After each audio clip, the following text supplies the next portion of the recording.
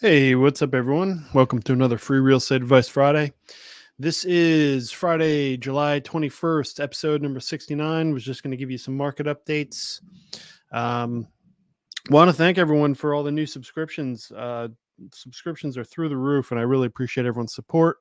If you're watching for the first time, please know it's a live format. Most of the people that watch this thing watch it after the fact, but if you happen to be here live, feel free to hit me up in the comments with any sort of real estate questions that you have.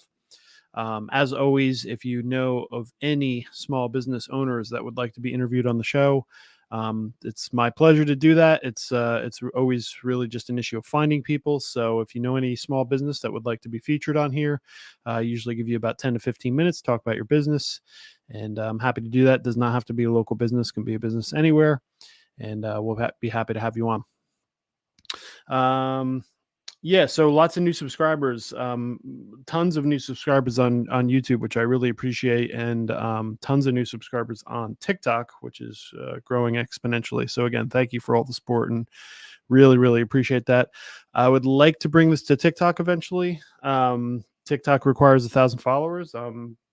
Probably about a quarter of the way there. So if you would do me a favor and find me on TikTok at Hunter and Born Realtor and throw me a follow, that would be much appreciated. But let's get into real estate. So, um, we're midsummer market.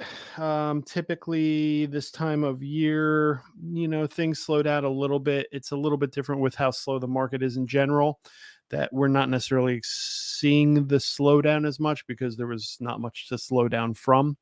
So actually, the market's actually been pretty active lately. We've seen a little bit of a influx in inventory. Rates can continue to kind of tick down. So actually, it's been relatively encouraging lately. There's a couple of things at play here. Number one is I think that people are just getting used to the interest rates. Interest rates are a bad reason to wait to make your move. I know it's easy to say that, but what I'm saying whenever I say that is, as I saw this morning, we're at about 6.6%, which is steady from last week.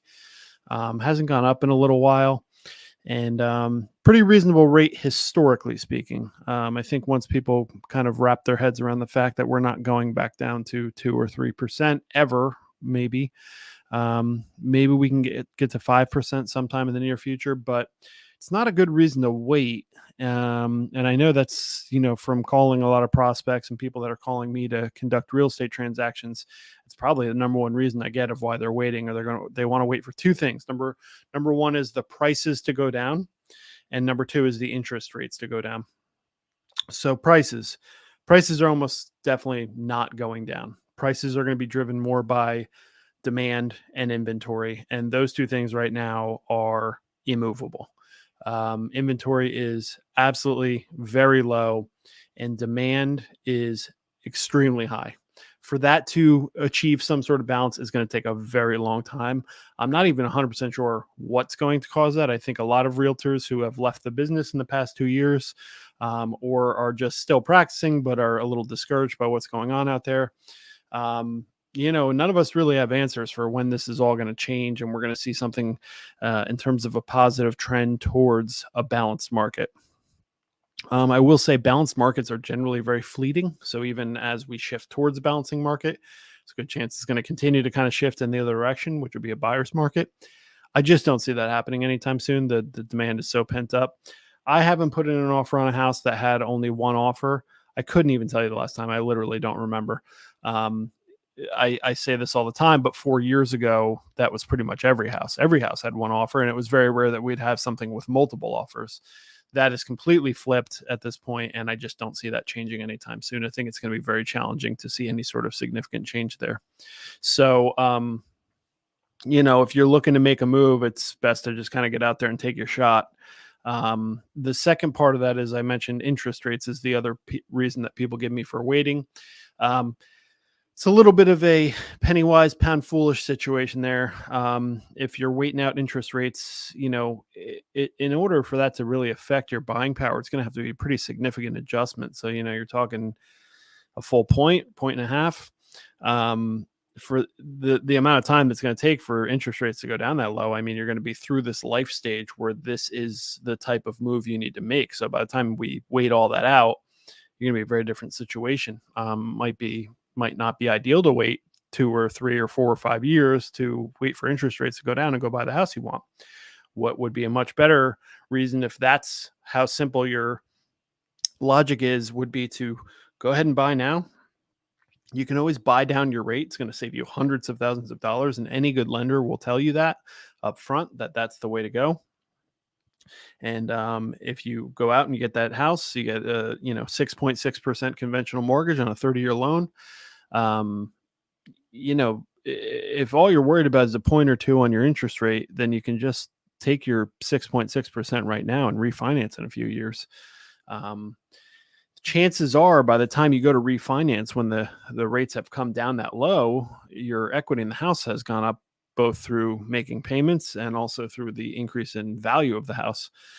People that bought 2 years ago from now are seeing exactly that. When they put down 10-15% on the house, they didn't necessarily have enough equity in it to take out like a home equity loan. But now the values of homes have gone up as they have more equity now, so they can go out and take those home equity loans. So kind of look at it that way. If you're looking to go out and make a move, take that 6.6% mortgage, make those payments for a couple of years, and then, reassess things and maybe either, refinance or do a HELOC or whatever it is. But, there's a lot of problems with making dollar decisions with these giant moves of real estate, because if you're take my situation for example. I got 2 young kids. If I was going to upgrade my house, if I wait 4 or 5 years, my kids are 4 or 5 years older, I'm going to get that much less use out of the house. I have the same argument for like HELOC loans. If you're looking at HELOC loans right now because you want to let's say put a deck on your house, I mean, sure, you could wait 4 or 5 years and use cash. Obviously, that's going to save you some money, but was it worth it to lose those 4 or 5 years of using the deck to wait to pay cash? It's in real estate and home ownership, sometimes you got to kind of throw the dice a little bit and make some moves and get what you want right now. And be smart about financing it for sure. I'm not telling people to over leverage themselves. That's a whole different conversation. If you're doing a $350,000 renovation on a house, which sounds insane, but if you're doing a pretty significant renovation, that's the kind of price point you're looking at. You don't want to over leverage in that situation, because obviously that's in a very large amount of money that could really kind of cripple you. But if you're talking about a smaller project, then those HELOC loan options are really good right now, because you got all this equity that you've acquired in your house if you've owned it for 2, 3, 4, or 5 years. So I know when we bought our house in 2014, our house was valued at $500,000, give or take. It's about what we paid for it. So now 9 years later, it's crazy to say that. I can't even believe that we've been there that long, but the value of the house has gone through the roof. So now we have all that additional equity. So for example, let's say, we were at 500,000, but now the house is worth 650. Well, if we only owe, say 400,000 on it, we got 250K in equity as opposed to the 100K we had when we purchased it. So, using something like HELOC, you can do some strategic moves, and you can use that money for anything. You can, if it's a line of credit, you can literally just let it sit there, so it's available to you if you need it. But it's a really good time, if you haven't considered that, to look into a HELOC option, because I think a lot of people just forget about it. Or we're not eligible for that. We only put 10% down on the house. We put 10% down on our house, and we just got a HELOC loan. So it's something to consider if you've owned your house for a reasonable amount of time. If you bought it a year ago at 10% down, this probably doesn't apply to you. But any 2-3 years, I would take a look and see what's available. Also, most of the companies now are doing automatic appraisals. Is the one time you're going to hear me say this, but if you go on Zillow and you check out that number that's posted on there, that Zestimate, that's usually pretty close to a appraised value from a bank standpoint. And I say that carefully because, if you're getting it appraised for other reasons, that it might be more thorough. But for the purposes of what the banks are doing now for HELOC loans, which is an automated appraisal, they have some algorithm that they use. That algorithm is going to be pretty close to what Zillow uses for their number. So for the purposes of this conversation, if you just want to get a quick idea of what your house looks like value-wise for this purpose, a HELOC loan, take a look at that Zillow number. Now, I've said many times, and it's on my TikTok and everything else, that if you're looking to sell your house, that is not the number you should be looking at.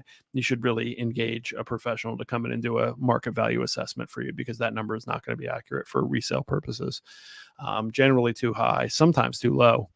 But I get calls all the time. People say, "Oh, Zillow says this. Why are you telling me I can only sell it for this?" I'm like, well, here's all my documentation and backup. And I've also been in your house. Zillow has done none of those things. They just have an automated algorithm that pops out a number that looks, tantalizing to people that are maybe looking to make a move. So, but for the purposes of a HELOC, that number is actually, generally going to be in the ballpark. So,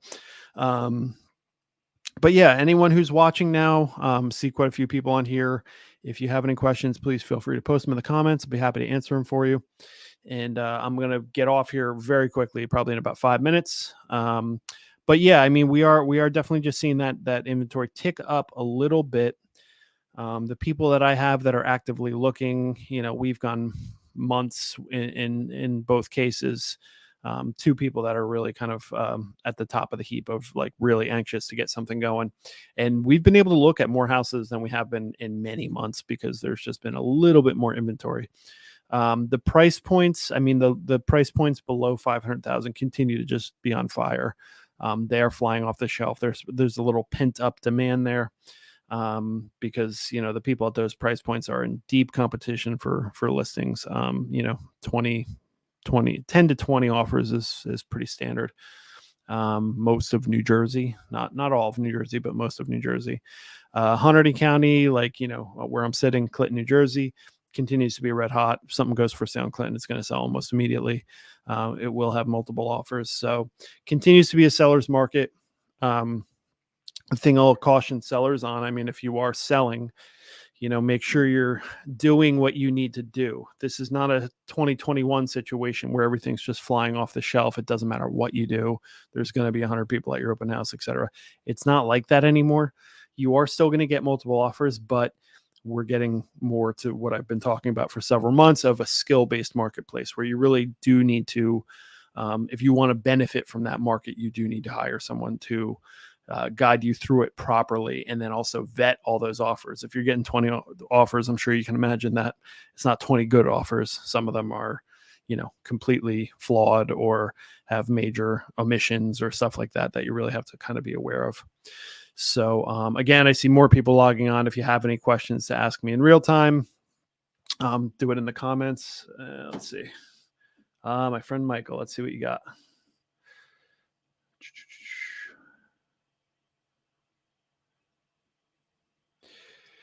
Hey, Michael, that's actually a pretty good question. So yeah, there's a couple things going on here. Actually, Michael, we had someone on the podcast here a few weeks ago, Jody Garcia. She's an agent in Austin, Texas, and she came, and they're having a lot of issues with this in Austin because they have so much new construction. So you got two things going on here. I don't know the age of your development. You can feel free to tell me if you want. But you're comparing yourself to new construction. So 100K above doesn't sound like a tremendous amount, considering you're talking about new construction versus not new construction. And I don't know if your development's, 40, 50 years old, or if it's 20 years old. That's definitely going to be a factor. Amenities, features, stuff like that. Early 90s. I mean, that's not too bad. So yeah, I mean, it's more comps, right? It's not like it's a good direct comp, But most realtors, what they're going to do is, if you engage someone to sell your house, and I hope that's me, maybe it's not, but if it was me, I'm going to come in there and I'm going to look at all the comps. And on each one of those comps, we're going to make an adjustment. And that new construction adjustment is going to be relatively significant because obviously people prefer new construction. It's funny, man. Like in Austin, this is what Jody was talking about, is they have so much new construction that people are selling these beautiful homes that were built, 25, 30 years ago, that are fantastic in established neighborhoods. They have mature growth around them. They're beautiful, but there's so many people moving for those new construction units that they can't get rid of the resale units. And the funny thing is the people that are selling the resale units are the people that are going to the new construction. So you're always going to have that element. I think in your situation, in most of New Jersey, you're not going to get inundated with new construction. So you should be fine. And more comps is always better. So again, you can take, if I gave you a list of 8 comps, I'm going to take a look at which ones of those comps of the new construction, we're going to adjust those numbers a little bit and give you something. At the end of the day, it's probably good for you. I just don't know. You won't necessarily see that full value, but as you can imagine, just with the increased comps, you should be fine. Condos are usually pretty easy though, because even if these new ones are going up, it's actually maybe even especially if the new ones are going up, you're probably gonna have more sales in your development, which will give you more comps. It's always our preference if we can just stick to the comps that are within your development. But if we only have 1 or 2 decent options, or maybe your unit is a little bit different than the ones that have sold, then we'll comp to those new ones too. But at the end of the day, I mean, I think it'll basically benefit you. But yeah, there's some caveats there. But again, that's why you hire a professional. They can walk you through all that and really take you through your case. But thanks, Michael. I appreciate the question, because sometimes I hate listening to myself talk about nothing. But good question. And thanks for watching from LinkedIn. I tell people all the time, I can't really see where people are watching from. I can just see the total number, but I appreciate someone watching from LinkedIn. So thanks for that, Michael. Hope you're doing good, buddy. So yeah, I'm going to actually sign off here pretty quick because I have to go pick up my kids from camp. But thanks again for everyone that's signing in. If you get a chance, go follow me on TikTok at Hunted and Bourne Realtor and throw me a follow, because I really would like to add that to the list of places I broadcast live to, and I need 1,000 people over there. So I'm at about a quarter of that. So any questions that you guys want me to answer in the future, throw it in the comments of anywhere you see this: YouTube, Facebook, LinkedIn, and or message me, call me. My information is all over the internet. Also, last things to talk about this week is, if you follow me on social media, you've seen that I'm starting a real estate team. If you know anyone that is interested in pursuing real estate full-time, we definitely have kind of a prototype that we're looking for, the type of person and the type of skills that we're looking for. Experience is a bonus. Obviously, it just makes it a little bit easier for me to assess, but it's not a requirement. And if you know anyone that might be a good fit, if you know me personally and you know that we would be a good personality match, that's a help. But if they're New Jersey licensed and they're experienced, a little bit of a bonus. If they're just starting from scratch, or they just passed their test but they haven't practiced real estate, that's totally fine too. But we're open to interviewing anyone. So again, reach out to me directly and I'll be happy to talk to you about the proposition of working in a team structure of real estate. Very different than working as a solo agent, but there are definitely some benefits to it. So thank you all so much. If I don't talk to you, have a great weekend, and we'll see you all next week. Take care.